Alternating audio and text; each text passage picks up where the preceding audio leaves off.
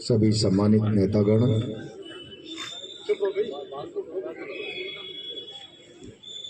मेरे सामने उपस्थित कांग्रेस पार्टी के कार्यकर्ता बंधु और बहनें,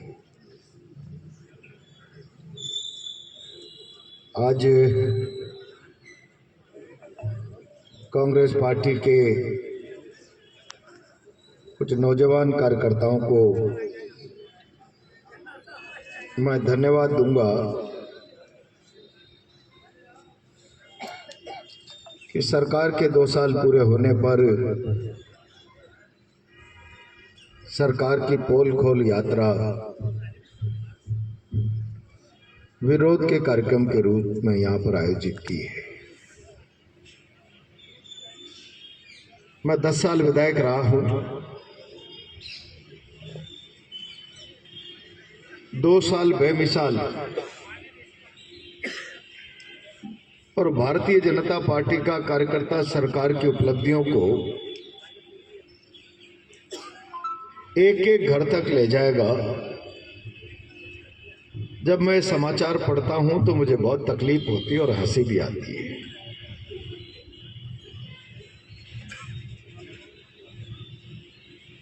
मैंने कई सरकारें देखी है और प्रजातंत्र की व्यवस्था है। जनता जनादेश देती है, बहुमत का दल सरकार बनाता है, सरकार का मुख्यमंत्री होता है, मुख्यमंत्री के नीचे मंत्रिमंडल काम करता है और सारी ब्यूरोक्रेसी सरकार के प्रति उत्तरदायी होकर जनता के लिए काम करती है।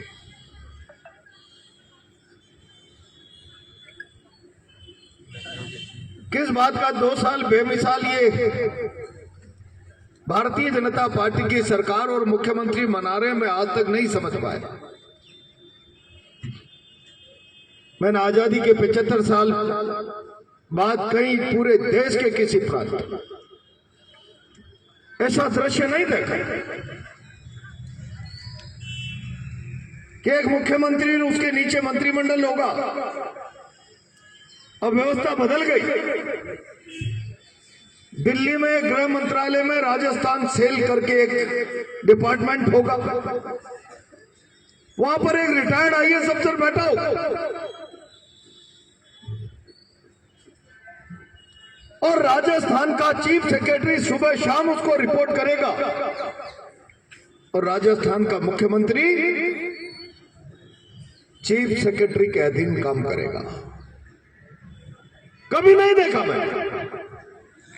एक चीफ सेक्रेटरी होगा, उसके नीचे मुख्यमंत्री होगा, मुख्यमंत्री के नीचे का सिस्टम फिर परंपरागत होगा। कई बार भारतीय जनता पार्टी के लोग कहते थे भजनलाल सरकार, तो मुझे हंसी आती। ब्यूरोक्रेसी के लोग दबी जुबान से कहते थे ये भजनलाल सरकार नहीं है, ये तो पंत सरकार।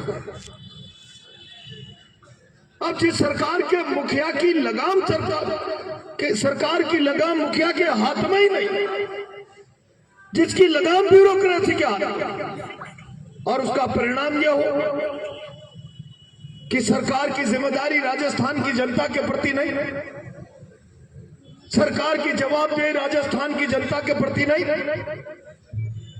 बहुमत दल जब राजस्थान के जनमानस से किसी स्थापित नेता को मुख्यमंत्री बनता है तो स्वभाव से जनता के प्रति उत्तरदायित्व का भाव होता है। लेकिन जब कोई दिल्ली पर्ची निकालकर किसी को लॉटरी के रूप में मुख्यमंत्री बनाती है तो उसके उत्तरदायित्व की भावना दिल्ली के प्रति होगी, राजस्थान की जनता के प्रति नहीं होगी। राजस्थान के मुख्यमंत्री पिछले 2 सालों से केवल एक काम कर रहे हैं, दिल्ली नाराज नहीं तो मेरी कुर्सी सलामत, दिल्ली नाराज हो गई तो मेरी कुर्सी खतरे में आ जाएगी। दिल्ली प्रसन्न रहनी चाहिए, राजस्थान की जनता जाए बाहर में। और उसका परिणाम ये हुआ राजस्थान में आज चारों तरफ अराजकता है। इस सरकार का वित्तीय प्रबंधन समाप्त हो गया है। 10 दिन पहले आपने अखबारों में समाचार पढ़ा होगा, जोधपुर में विश्वविद्यालय के वाइस चांसलर के हाथ तोड़ दिया, पैर तोड़ दिया कर्मचारी, केवल इस बात के लिए कि जिन लोगों ने जिंदगी भर 60-60, 65-65 साल की सेवा विश्वविद्यालय में देने के बाद सेवानिवृत्त होकर घर जा रहे हैं, उनके पास पेंशन का पैसा नहीं है, उनकी पेंशन का रुपया नहीं मिल पाता।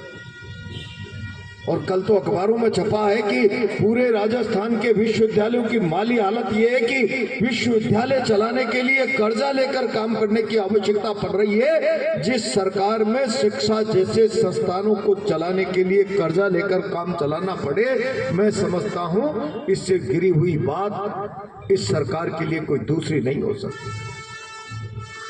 कानून व्यवस्था नाम की कोई चीज नहीं है। सरकार का खजाना खाली है, विकास राजस्थान का ठप है। और अभी भाई विपिन और सारे लोग बोलने वाले कह रहे थे गुंडागिर्दी हो रही है। जब सरकार का चेहरा काला हो जाता है, सरकार कमजोर हो जाती है, तो अपने चेहरे पर नकाब डालने के लिए पुलिस की परत लेती है, कानून की आड़ लेती है, पुलिस की ढाल लेती है। और वही हालात आज राजस्थान में। मैं हमेशा कहा करता हूं, प्रजातंत्र में सरकारें लोगों की जान माल व्यवसाय की सुरक्षा की गारंटी है। लोगों की जान माल व्यवसाय के लिए भय का कारण सरकारें नहीं होनी चाहिए। आज राजस्थान में क्या हालात है? राजस्थान का आम जनमानस सरकार से भयग्रस्त है।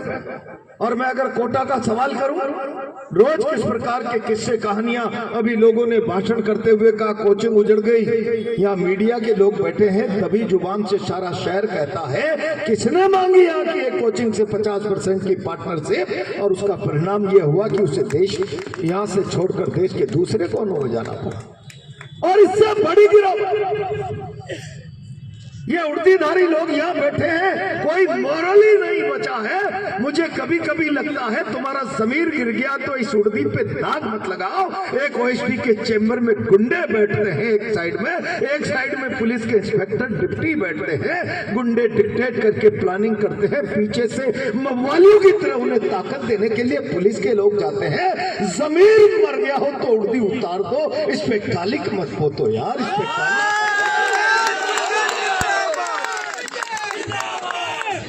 ये हालात तो यहाँ क्यों? इससे बड़ी शर्म और जिल्लत की बात क्या हो सकती? गुंडे डिक्टेट करने लग जाते। और हालात ये हो रहे कि गुमानपुरा में है बियर बार की दुकान जो अच्छी चलती थी, पुलिस के गुंडों ने जाकर बंद करा दी। नेताजी क्या से निर्देश है कि बंद कर दो।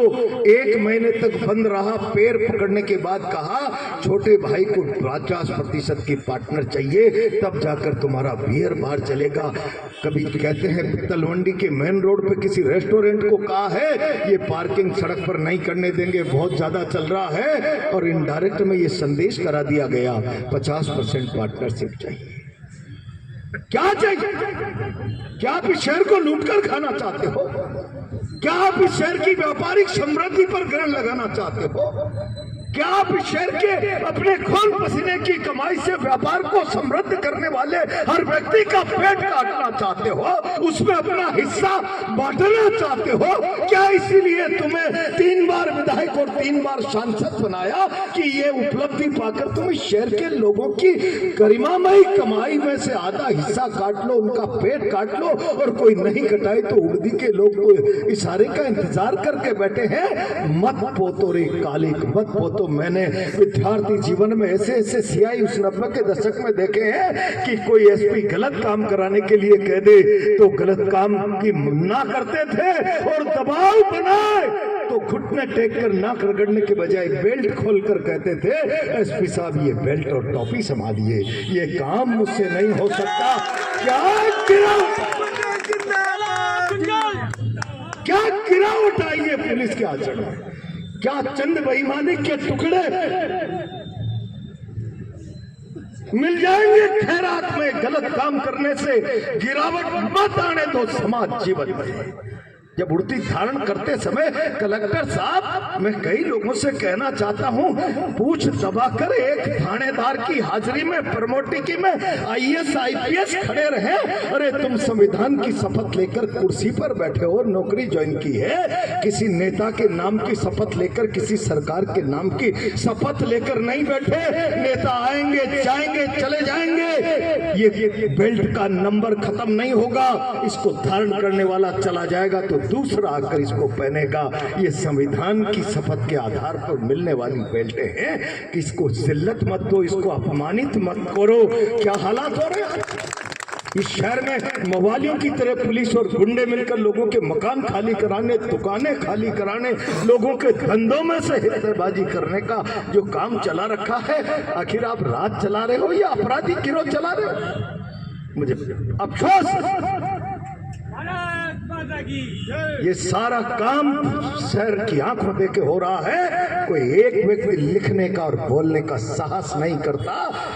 खबर जरूर लिखेंगे, फला जगह जुकाम हो गया स्पीकर जी को, पैदल चलकर वहां गोलगप्पा खा लिया। चार कोने अखबार के चारों कोने के समाचार बन जाएंगे। अरे कुछ तो अपने आप को इस आवाम के प्रति समर्पित रखो। मीडिया हो चाहे प्रशासन हो, ब्यूरोक्रेसी हो, सबकी जवाबदेही आम उपभोक्ता के, आम आवाम के प्रति है।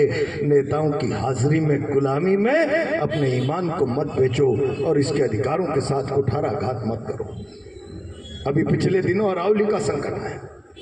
मैं बहुत जिम्मेदारी के साथ कहना चाहता हूं, बहुत जिम्मेदारी के साथ। देश किस दिशा में जा रहा है ये कांग्रेस के कार्यकर्ता को सोचना पड़ेगा, आगे बढ़ना पड़ेगा। प्रधानमंत्री नरेंद्र मोदी जी कहते हैं मेरी मां चली गई, उसके बाद मैंने पूरे देश को आह्वान किया है एक पेड़ मां के नाम पर लगाया जाए। एक पेड़ तो हम मां के नाम पर लगा रहे हैं, लेकिन करोड़ों पेड़ मित्र अडानी के नाम पर कटवा रहे हैं। ये आखिर ये कैसा भारत, क्या करना चाहते हैं? पिछले दिनों अरावली का हल्फनामा राजस्थान सरकार के आधार पर भारत सरकार ने कोर्ट में दे दिया। जो 100 मीटर से नीचे की पहाड़ियां हैं वही अरावली पर्वत की परिभाषा में ऊपर वाली आएंगी, नीचे वाली नहीं आएंगी। 93% अरावली की पहाड़ियों पर संकट मंडरा गया।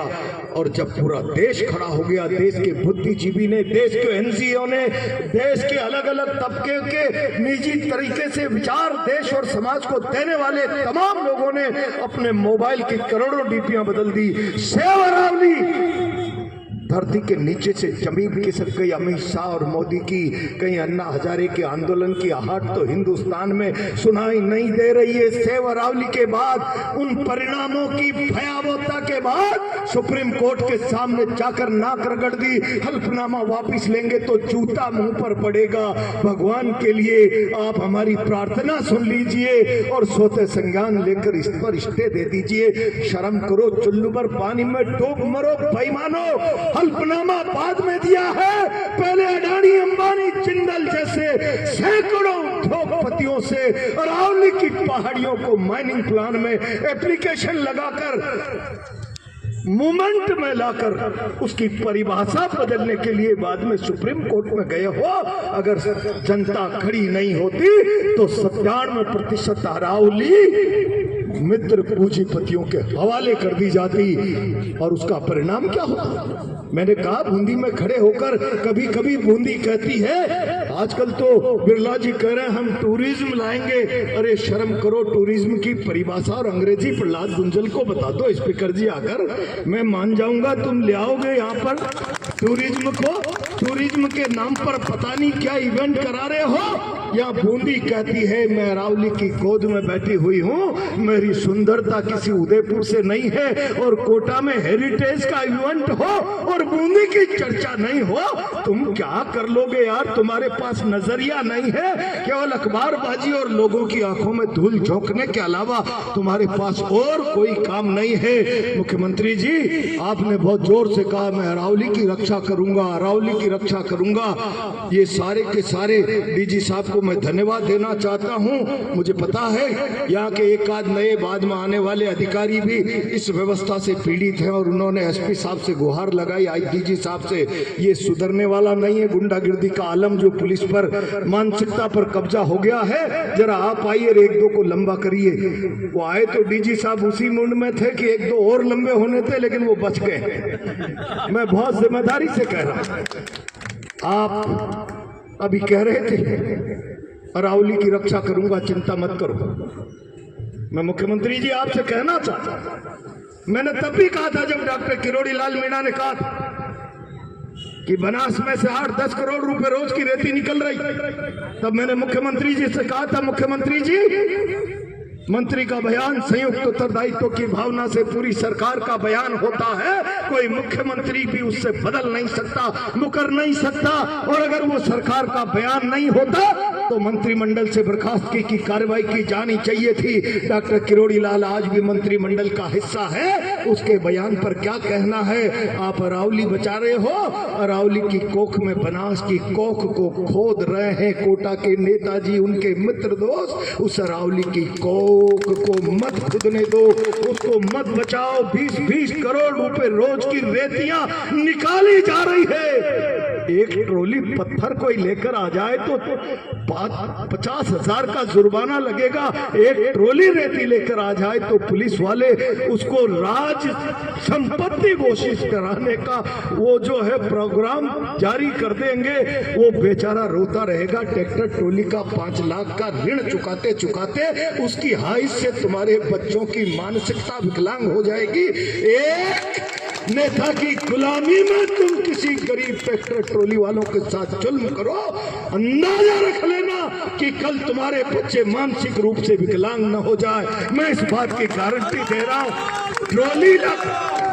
ट्रॉली लाकर आजीविका चलाता है, 5 लाख का लोन चढ़ा होता है, एक रेती की भर ली और तुमने राजकीय संपत्ति के लिए उसको डाल दिया दब कागजों में। शर्म करो भाई मानो।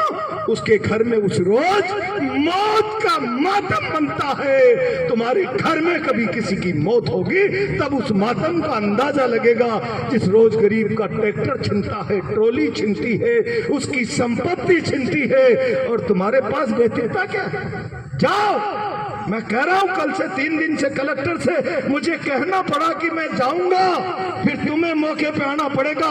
हिम्मत नहीं, लाठी चला सकते हो, गोली चला सकते हो, किसी की माँ ने दूध नहीं पिलाया कि हमारा पैर पीछे हटा दे। मैं कल लपकाया मैंने कि वहाँ 4 चौमाह में अवैध खनन हो रहा, कान में जू नहीं रहेंगी। दूसरे दिन का मैं जाऊंगा, कलेक्टर साहब, एसपी साहब मौके पर आ जाएगा। तुम्हारे सीआई की औकात नहीं कि प्रहलाद गुंजल से आके मौके पर बात कर ले। तेरा कल्पना कर लीजिए कि इस झगड़े को तब जाकर बंद कराया, फिर कल रात में 3 दिन बाद वापस चालू कर दिया। अरे तलवे चाटने की नौकरी कर लो यार। नेताओं की जिल्लत की पराकाष्ठा पार होती है भाई। मैं बहुत जिम्मेदारी से कांग्रेस के कार्यकर्ताओं से कहना चाहता हूं, ये सरकार बेईमान, इस सरकार के नेता बेईमान, इनके पास कोई नजरिया नहीं है राजस्थान के साथ न्याय और इंसाफ करने का। और जब राजस्थान के साथ न्याय और इंसाफ करने का कोई नजरिया नहीं, जवाबदेही पर खरा उतरने की स्थितियां नहीं, पब्लिक जवाब नहीं मांग ले, इसलिए उड़दी का भय लोगों को दिखाया जाए। और ये जब तानाशाह निरंकुश शासन बन जाता है, कमजोरी के कारण अत्याचार बढ़ाता है, तब विपक्ष को मजबूत और सजग रहना पड़ेगा। ऐसे हालातों में डरा हुआ और कमजोर विपक्ष भी लोकतंत्र के लिए घातक हो जाता है।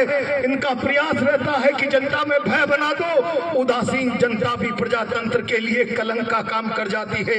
ये परिस्थितियां आज मोदी शाह ने देश में भय बैठाकर विपक्ष को डरा दो, विपक्ष को भयभीत कर दो, असंगठित कर दो, जनता को भय के कारण उदासीन बना दो। ऐसे हालातों में इस भारत के प्रजातंत्र को बचाने के लिए तुम चलाइए। 5 साल का मैंडेट दिया है, 5 साल बाद तुम्हारा जनाजा राजस्थान निकाल देगा, लेकिन 5 साल में तुम इस राज के काले कारनामों पर, नाकामियों पर पर्दा डालने के लिए जनता में भय का माहौल बनाना चाहते हो। कांग्रेस पार्टी और एक एक कार्यकर्ता इस भय का डट कर मुकाबला करे। इन कमजोरों में ताकत नहीं है, ये केवल अपनी कमजोरी को छुपाने के लिए उड़दी का आसरा ले रहे हैं। जो अपनी कमजोरी पर पर्दा डालने के लिए उड़दी की शरण में चले जाए, उड़दी की पर्दी बना दे, उड़दी का दीवार बना दे अपने संरक्षण के लिए, इन कायरों को उखाड़ कर फेंकने के लिए केवल हिम्मत और हौसले की जरूरत है। एक बार जोर से हुंकार भरेंगे, मेरी गारंटी है इनके पांव उखड़ जाएंगे। इस शहर में हालात विकट है, इज्जत से कोई व्यक्ति धंधा नहीं कर पा रहा, भयग्रस्त है। यहाँ मोबाली और पुलिस साथ साथ बैठकर जमीनों पर कब्जा करने का काम कर रहे हैं। अरे एक आध अफसरों का ईमान गिर सकता है, सारी उड़दी को मत बेचो यार, कलंकित मत करोगे। तुम्हें अपनी नौकरी अच्छी प्राइम पोस्टिंग चाहिए, कुछ बच्चों के लिए 2 पैसा बेईमानी का चाहिए, उसके चक्कर में तुम सारी इस उड़दी को काला काजल मत लगाओ यार, शर्म करो, सुल्लूभर पानी में डूब मरो, कुछ तो नैतिकता होनी चाहिए। और ये स्थितियां यहाँ पर IAS अफसरों की हो गई, तुम्हें शर्म आना चाहिए। IAS इंडियन सर्विस, अब इसके बाद तो तुम्हें हम कोई इंटरनेशनल सर्विसेज का तमगा तो नहीं दे सकते। इतनी बड़ी सर्विस के बाद तुम जूतियों में जाकर बैठो, थानेदार के प्रमोटी लोगों के अनैतिक तरीके से तुम हाजिरियां भरो नेताओं की। हिम्मत रखो, हिम्मत रखो। मैंने 1980-90 के दशक में जब विद्यार्थी राजनीति में था, इसी कोटा में एथिक्स पे जीने वाले ऐसे थानेदार देखे हैं जिन पर कोई SP के दबाव से काम करने की नौबत आए तो टोपी और बेल्ट SP साहब के टेबल पर रख देते थे। ये गलत काम नहीं होगा। जरा कुछ लोग उनमें से जिंदा होंगे, कुछ नहीं होंगे। उनकी स्मृतियां हो तो उनकी तस्वीरों को झांक कर अपने संतस के काले को मिटा लिया करो यार। सरकारी नौकर हो, किसी के गुलाम नहीं हो, मवाली नहीं हो, ये स्थितियां पैदा करो।